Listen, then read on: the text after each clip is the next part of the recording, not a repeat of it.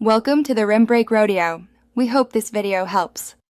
You start by confirming basic diagnostics.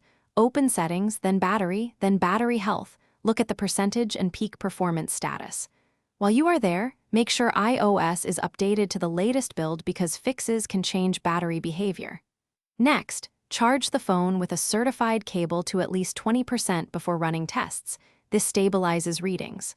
Once done, note any overheating or app crashes so you can correlate anomalies with battery wear or software issues. Now perform a controlled calibration. Run the phone down close to 1% and then charge it uninterrupted to 100%. This recalibrates the battery meter. While charging, disable background app refresh and enable low power mode so you can measure baseline drain. Then, run a video loop for 30-60 minutes and record percent lost per hour. Compare that to your idle drain measurement. These numbers tell you whether the issue is software inefficiency or true capacity degradation.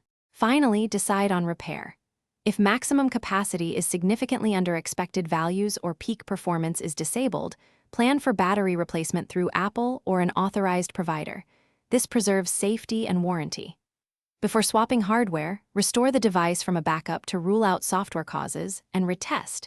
If problems persist, proceed with replacement. If something goes wrong, the one key tip is to keep your test records, screenshots, and device serial. They speed up diagnostics and ensure your service provider can match the exact symptoms and history. Thanks for watching. Consider subscribing if we helped you.